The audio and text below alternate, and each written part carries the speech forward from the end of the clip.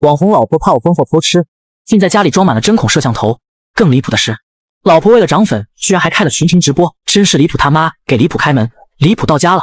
可更让我头疼的是，眼前这个警安局局长还厚着脸皮，经常到我家蹭饭吃。最近太忙了，很久没能来蹭饭了。等我哪天退休了，不再是警安局局长了，我天天来蹭饭。警安局局长，这个帽子叔叔的身份让导播间里的导演吓出一身冷汗。没有经过同意就直播属于违法。节目组早就料到会有这种事情，他们原本打算用钱来解决，可现在这情况是用钱能解决的吗？完了，这节目怕是要停播吧？怎么办？是停播还是继续？停播损失太大，可若是不停播……犹豫了一会，导演咬牙道：“继续，后果我来承担。这个帽子叔叔也未必是真的警安局局长。”想知道帽子叔叔的身份也很简单啊，这种位置上的人信息都是公开的，上网查一下就知道了。啊，对，我现在就去搜一搜。导演也立即上网搜索，一下就找到了，上面还有照片。导演看着直播间画面里张帽子叔叔，又看看网上张建国的照片，顿时脸色苍白了几分。我操，这帽子叔叔真是警安局局长！此时导演心中一阵发苦，不是说张泽就是个程序员吗？怎么认识这个大佬？柳如烟更是全程蒙圈。我老公怎么会认识这尊大神，而且还隐瞒着我？我的老公到底还隐藏着什么秘密？张局，以后你想吃我的饭，估计要到帝都了。为什么？我打算搬到帝都了，不过每年也会回来看看。好好的搬到帝都干嘛？咱们这里不是挺好的？是挺好的。我没有多说什么，其实张建国对我详细身份也不清楚，我手中所掌握的东西让太多国家眼馋了。我若是继续待在江南市，家人都会有危险。张泽下个月要搬到帝都，帝都寸土寸金，想买个大些的房子，估计得上千万吧。柳如烟，你们要去帝都生活呀？我什么都不知道，这还是我的老公吗？自从节目开始以后，我对于这个老公越来越陌生。你做的菜是我吃过最好吃的，那些大饭店都比不上。你要是去当厨师，一个月起码5万以上。嘿嘿，当厨师太累了，我想多陪陪老婆。这5年我很享受跟柳如烟在一起的日子，身份公开以后，我就要投入到工作中了。你老婆对你的过去一无所知吧？我隐藏得很好，主要是柳如烟有点恋爱脑，无条件的信任我。要是柳如烟知道你是全国高考状元，又是华北大学荣誉教授，会不会大吃一惊？还好吧，这2个头衔一般般。这2个头衔还一般，不过比起另一个身份，确实挺一般的。你打算瞒你老婆一辈子吗？下个月我都会告诉她。那件事也要告诉她吗？张小子，我们认识10年了，有什么事需要帮忙的，别不好意思开口。等张建国走后，直播间又开始热闹了起来。原来张局认识张泽是因为他是全国状元，不过听刚刚的话，张局明显知道张泽的另一个身份，本以为他会说出来的，我这该死的好奇心啊！此时导播间里的导演十分纠结，我要不要跟张建国坦白并道歉？不过纠结了一阵后，还是拿出了手机打给投资商。节目遇到了麻烦，我知道，做好你的事就行，其他的我来解决。挂了电话后，导演松了口气。画面里的我躺在沙发上看着电视，我感觉有些无聊。可出去玩的话，因为身份的缘故，有一群人在24小时的暗中保护我。想了想，我还是在家里待着比较好。突然手机响了，我立刻接了起来。我已经到江南市了，等下江月和陈玉带着我先去你那喝2杯。挂完电话后，我又在厨房忙碌了起来。等我把饭菜做好，门铃声也随之响起，我赶紧去把门打开。直播间的粉丝瞬间就精神了。我蹲守了2个小时，终于等到了，就想看看来的是谁。只见我带着3个人慢慢出现在直播画面中，唐装老者一看就很顾烦的感觉，而西装夹克的中年男人看着也不是普通人。张教授，好久不见。而陈玉看到我后面色拘谨，直播间里的观众看到这一幕吐槽起来。这男人看起来像是个成功人士，面对张泽把姿态放得有些低了吧？看这中年男人总觉得有些眼熟，但是就是想不起来，感觉他面对张泽有种下属面对上司的感觉。我看见陈玉这副姿态也有些无奈。你别这样，你比我大了20岁，又是管理几万人的董事长，怎么老是这样？我操，这男的是管理几万人的董事长，这公司多大呀？陈玉严肃地看着我说道。谢谢你救了我女儿。我很无奈的道。每次见面你都要谢我一下。张教授，当初要不是你攻克了癌症，我女儿可能3年前就走了。您救了我女儿，您是我全家的恩人。陈玉的话瞬间点燃了直播间。攻克了癌症？真的假的？4年半前张泽才多大？难以置信，我只记得4年前公布了一个震惊世界的消息，癌症被攻克了，并且是所有的癌症。我还记得当年公布了消息以后，整个世界都震惊了。我更多的是高兴跟骄傲，因为攻克癌症的是我们华夏人。唯一遗憾的是，并没有公开攻克癌症的人具体是谁。此时柳如烟一脸懵圈。我老公攻克了癌症，我怎么不知道？他跟我结婚5年了，虽然他外出过几次，可大多数时间是待在家里啊，哪有时间研究癌症？总不可能在家里研究吧？屏幕上弹幕还在飞，这是不是节目组故意营造的直播效果？导演拍着胸脯保证：各位老铁们，人气票走一波，1块钱的人气票，买不了吃亏，买不了上当。我向大家保证，我们绝对没有请一个演员。我们节目组就算再厉害，也不至于把景安局局长请来吧？太高看我们了。导演说的也有道理，那现在怎么证明癌症是被张彻攻克的？我听了陈玉的话，无奈的道：我是科研工作者，那是我的工作。不管怎么样，您都是我的恩人。我挥了挥手，不说这个了，来尝尝我的手艺。我的话音刚落，陈玉他们就像恶狗误食一样的清扫着眼前的食物。江叔，您老打算玩几天？顶多玩3天。我现在毕竟还是华北大学的校长，等退休了，我想到哪玩就到哪玩。此时直播间彻底安静了，众人都未从老者的话中反应过来。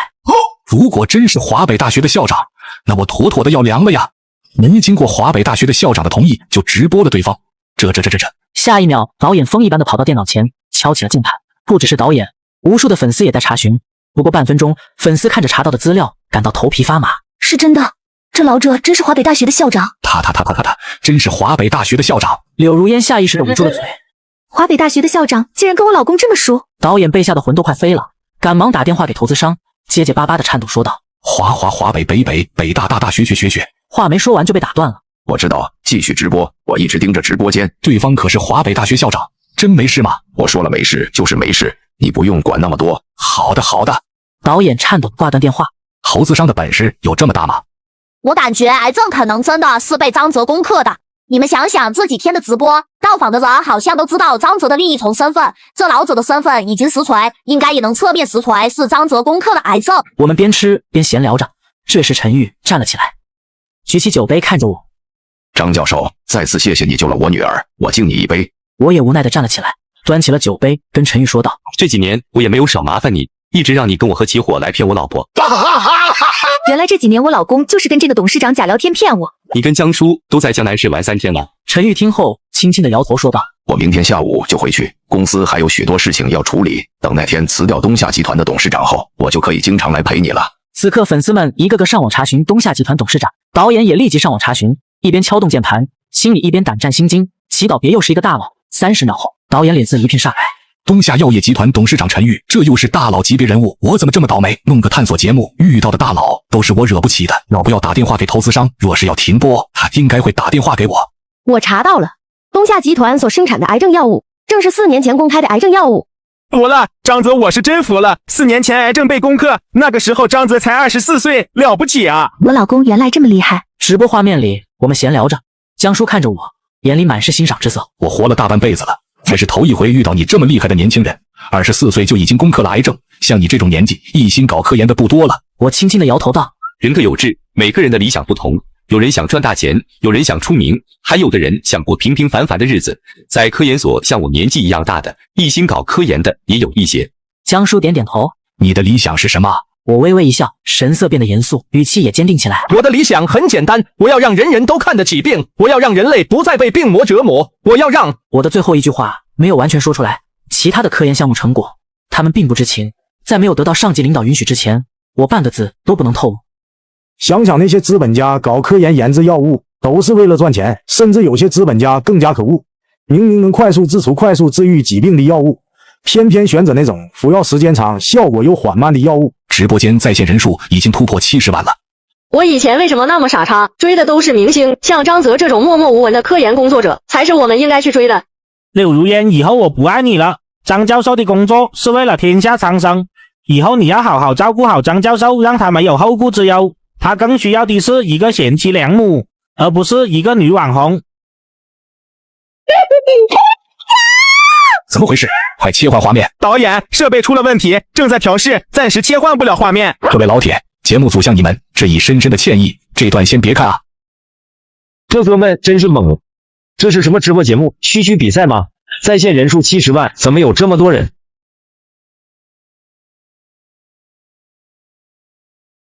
进来吧！你们又来蹭饭了！嘴巴被你养刁了，饭店的食物根本吃不下去。那你们坐会，看一下电视，我一下就弄好了。我在厨房忙碌了起来。大概过了1个小时，我陆陆续续把饭菜都弄好了。开饭了，这么快的吗？张教授，可以吃了吗？吃吧。大概20分钟以后，张教授，今天的菜比昨天的味道更浓郁啊！好像刚才忘记洗手了。喜欢吃就好。张教授，你跟沈晓是怎么认识的？沈晓插话道：“我跟张教授是在一次宴会上认识的，我这次是来办公室，顺便来看一下张教授。老陈，你跟张教授又是怎么认识的呢？”我跟张教授也是在一次宴会上认识的。陈玉也没有告诉沈晓真正的原因，原因很简单，当初他们都签过一份保密协议，在没有上级的同意之前，半个字也不能透露。沈晓点点头：“我跟你说的和张教授是在宴会上认识的，其实是骗你的。”闻言，陈玉眉头微皱：“你骗我干嘛？”紧接着，沈晓露出了神秘的微笑：“因为我签了保密协议，有关张教授的事情，我半个字都不能透露。不过嘛，沈董。”沈晓话音未落，便被我直接打断。下一秒，沈晓见我皱眉，不由一愣：“什么情况？张教授好像一点不知情的样子。在昨晚8点多的时候，我已经接到了上级电话，说几年前的保密协议已经结束，可以对外公布了。”沈晓签了跟张教授有关的保密协议。沈晓是西湖药业的董事长，而这几年西湖药业批量生产2种震惊世界的药物，一个是预防艾滋病的疫苗，而另一个是治疗艾滋的特效药。这2种药的研发者还没公开，难道是？江叔和陈玉想到这，心中狠狠一颤。如果是这样，张教授未免也太可怕了。两人看了看我，又看了看沈晓，虽然他们很好奇，但他们明白，若是知道了不该知道的，对他们来说也是一桩麻烦。沈晓这时还有点愣神，他不确定地看了看我：“张教授，难道您还没有接到通知？”我听后眉头微皱：“昨天我倒是接到了一个通知，可跟这件事没有任何关系。”沈晓看到我的反应，确定了我还不知情，便直接说道：“昨晚8点，我接到上级电话，说您攻克艾滋的事情可以公布了，以前的保密协议到此为止。”沈晓的话如一道惊雷，震得陈玉和江叔、江玉头皮发麻。什么？攻克艾滋的竟然是张泽？导播间里，导演也震惊得头皮发麻。张泽厉害的也太过分了，柳如烟的嘴就一直没合上。此刻的直播间里，弹幕漫天飞。要知道，艾滋病和癌症都是世界难题，癌症还好些，起码早期和中期癌症还有几率治愈，哪怕晚期癌症也有可能发生奇迹。是的，艾滋病则完全不同，艾滋病毒是最原始、最简单的病毒，也正因如此，所以艾滋病毒有无限复制变异的可能。在过去也出现过200多种艾滋疫苗，可临床试验后都以失败告终。尼玛，要不要这么劲爆？艾滋也是张教授攻克的。我靠，太牛叉了！我爱张教授，我爱我们强大的国家。我操，我头皮发麻！世界有这么厉害的人吗？导播间里的导演又开始上网查询，他主要是查沈晓的身份。大概过了3分钟，沈晓真是西湖药业的掌门人，网上的沈晓跟直播间里一模一样。导演对直播间里的粉丝说道：“我查了沈晓的资料，他确实是西湖药业的董事长，艾滋疫苗和特效药就是在西湖药业生产的，也就是说，艾滋真的是张泽攻克的。”我靠，我服了！从今天开始，我就是张教授的狂热粉。谁敢骂张教授一句，我必追着骂，骂到他敢。太牛了，我也服了！张教授是惊世奇才啊！直播画面里，江叔和陈玉此刻心神震动。江叔颤声说道：“张教授，你太厉害了！我江成功有种彻底被征服的感觉。我虽然是华北大学校长，也做出过一定的学术贡献，可对比张教授的科研成果，犹如繁星比皓月，如寒鸦比凤凰。”一旁的陈玉眼神中也充满了浓浓的崇拜。我见江叔和张玉的样子，心头微寒：“你们别这样，烂电！”江叔用颤抖的手紧紧握着我的手，我急忙搀扶江叔坐下。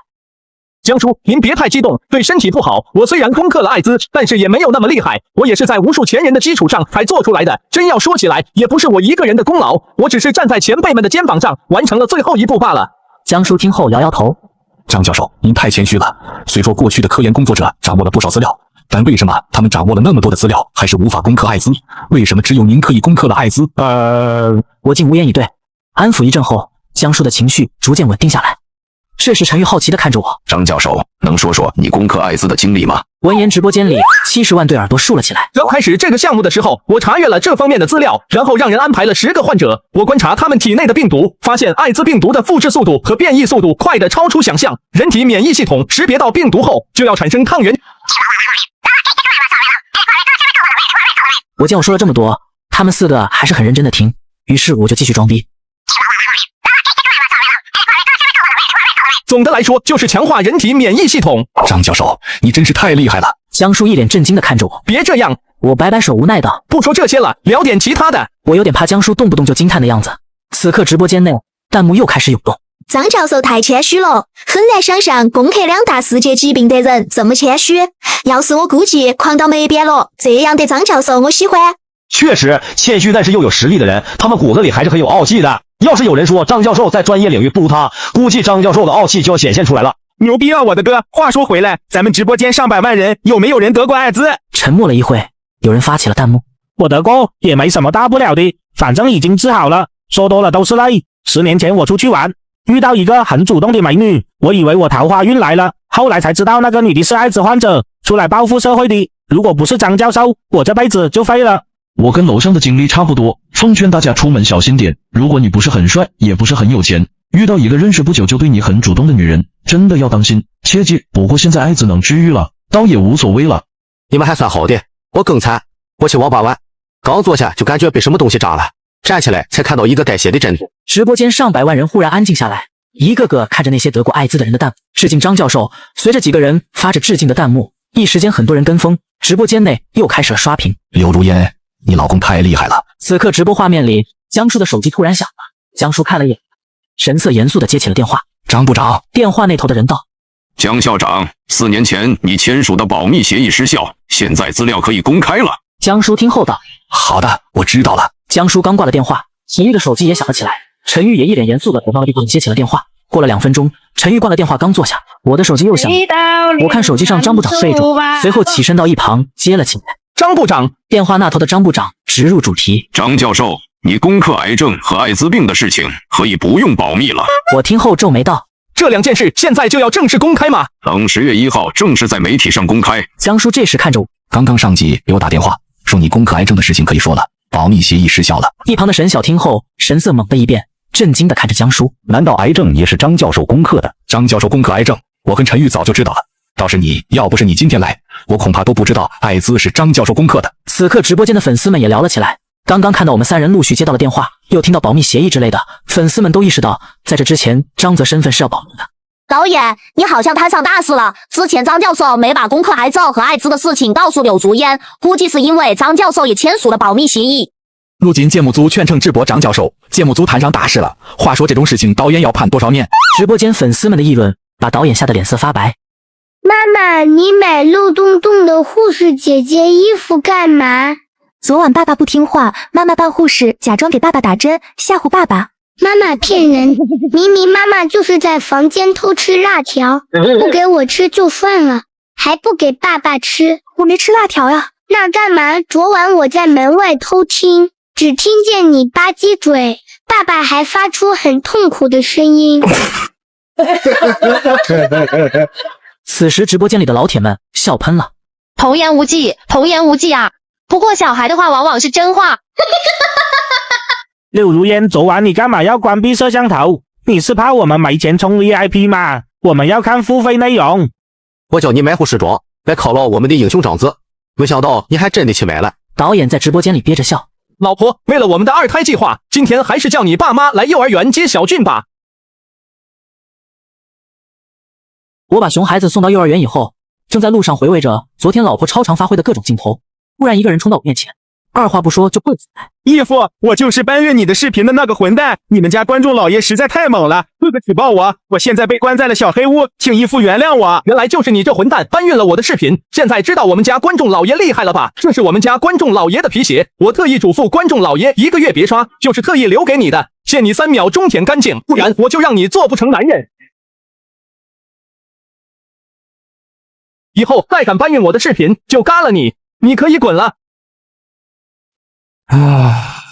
流氓不可怕，就怕流氓有文化。我在这里向为我抱不平的观众老爷们致以深深的感谢。回到家后，我就迎来了4位重要客人。张教授，您接受艾滋项目的时候，是先研制的特效药还是疫苗？江叔这时也很好奇地看着我，我轻笑道：先研制的药物，后研制的疫苗。按道理来说，研制出了药物就没必要研制疫苗了。我当时想研制疫苗，也是想挑战一下，另一方面也是想多赚点钱。多赚钱？江叔跟陈玉有些茫然了。凭借治愈药物不是一样能赚钱吗？一旁的沈晓这时笑道：你们想一下，当初药物和疫苗上市时的情况，当时艾滋药物难以批量生产，只能先供应国内，而艾滋疫苗可以大规模批量生产，疫苗可以首先供应全球。江老和陈玉瞬间恍然大悟。有道理。当年消息公开后，首先得到的是全世界的质疑，但是随着一例又一例患者被治愈，喷子们也闭上了嘴巴。从那天开始，全世界的人都要求我们西湖药业大规模生产艾滋药物，而西湖药业直接发布公告，艾滋药物其中几个成分难以提取。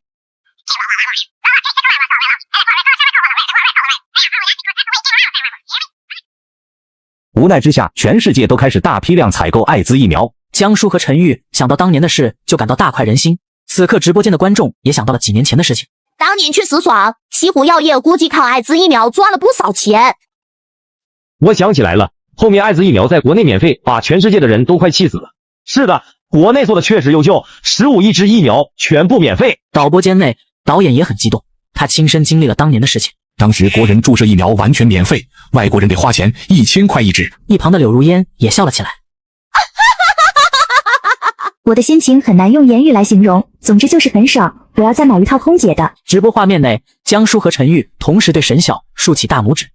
这件事做得不错。沈晓摇头一笑，这件事还是张教授拿的主意。我解释道，当初也是看不惯他们，加上他们海外药企的药进入国内更贵，我才把疫苗的价格定在1000元一支。陈玉这时好奇地问道，艾滋疫苗的成本是多少？沈晓听后笑容浓郁地伸出了3个手指头。陈玉见状猜测道30。沈晓点头笑道，成本30，利润970。我的天哪，那么神奇吗？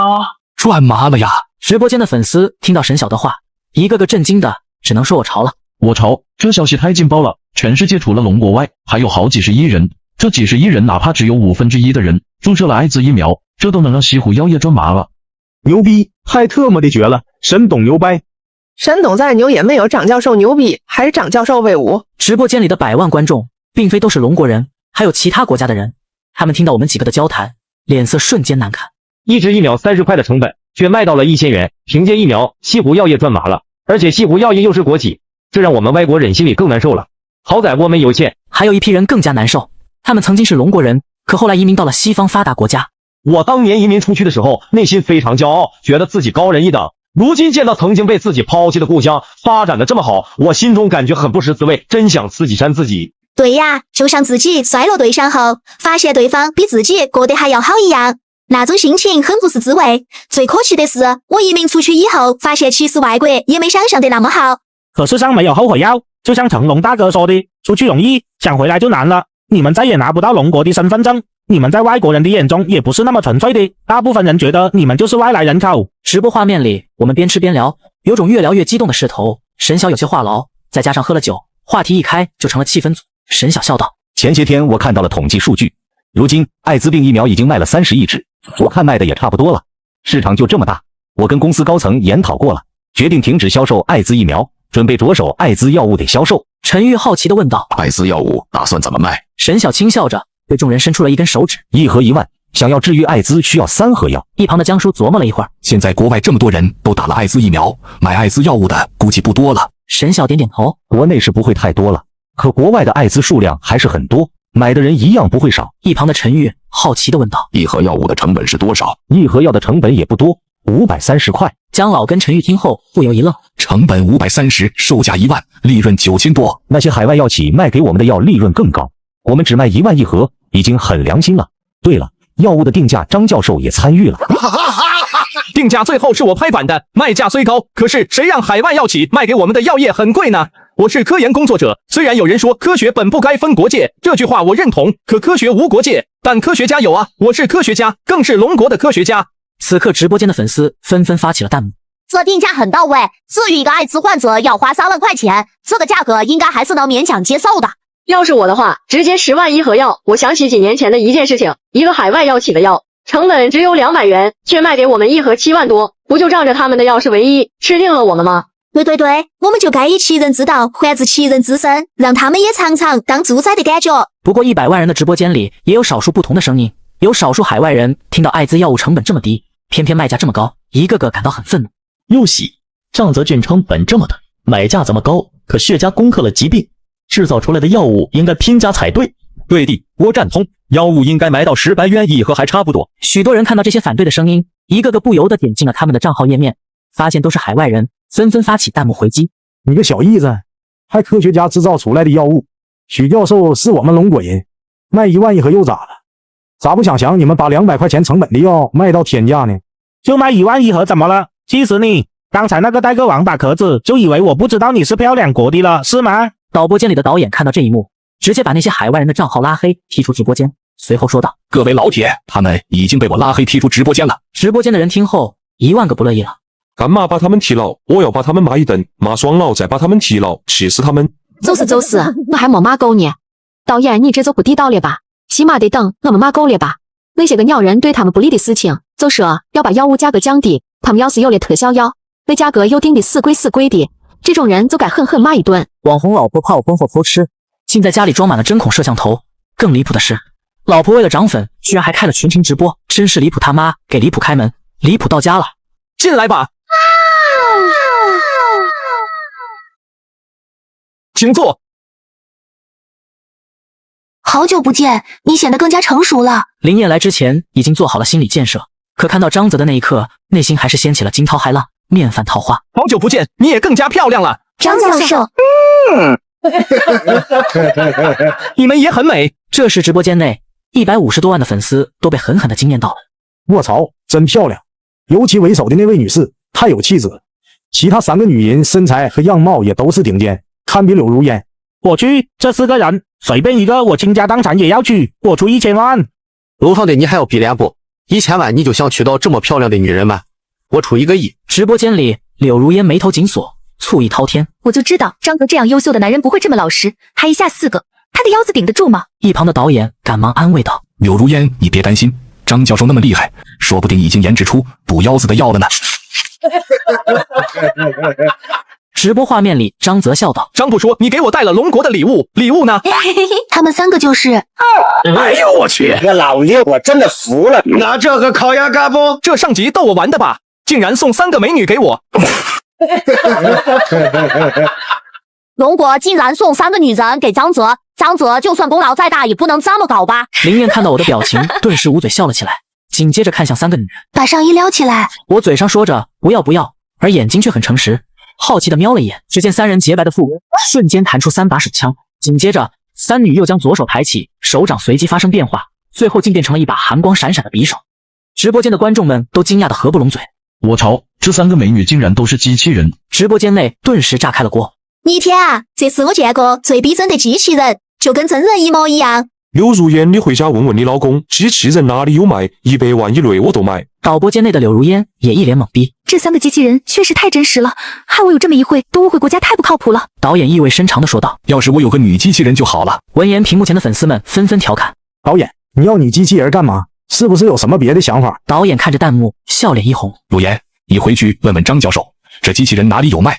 我想买一批回去当演员拍电影。”闻言，柳如烟笑着答应了，不过她心里却明白，这3个女机器人连枪都有，根本不是商用的。此刻屏幕中，我也是一脸惊讶，这3个女机器人太真实了，我忍不住上前摸摸她们的手，捏捏她们脸，这触感和真人差不多呀。直播间的弹幕又是一阵羡慕嫉妒恨。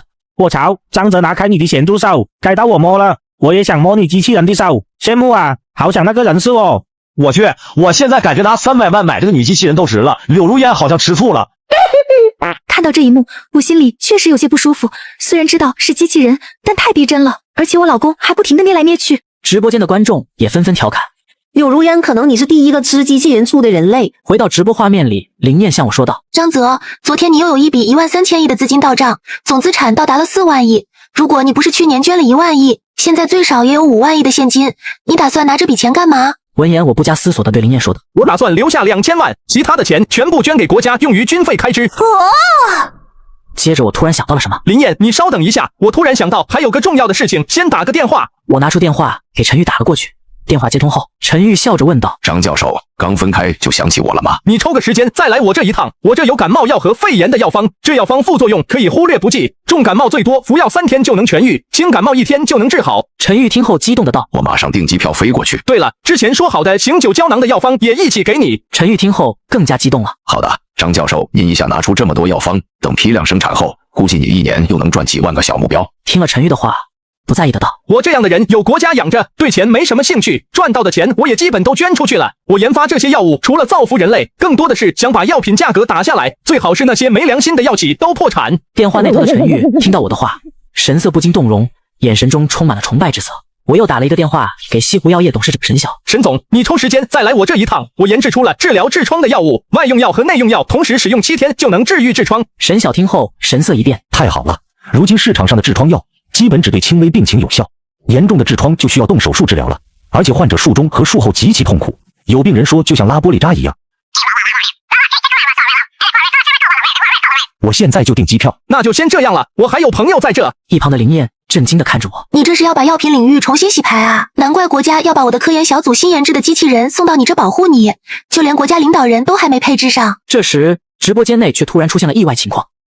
我操，什么情况？我怎么打不出张教授的名字了？我也是，张教授的名字打不出来了，用符号隔开都没用。两人试了一下，发现真的打不出张泽2个字，用绿泡泡试一下。随后柳如烟给导演发了消息，信息中只有张泽2个字。下一秒导演盯着手机皱眉，我没有收到信息呀。柳如烟有些懵逼了，我明明发送成功了，应该是上面出手了，我打个电话问一下投资商。电话接通后，导演还没来得及说话，就被电话那头的苏总打断了。节目继续进行。导演还是忍不住问出了心中的疑惑，什么情况？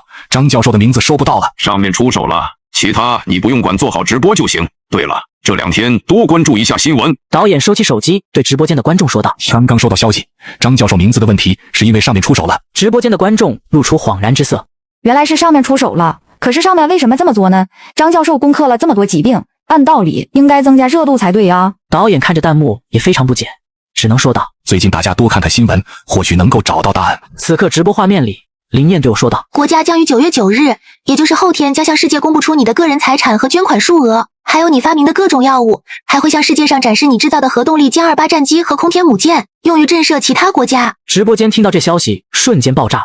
我没听错吧？张教授不只会做药，还会做飞机？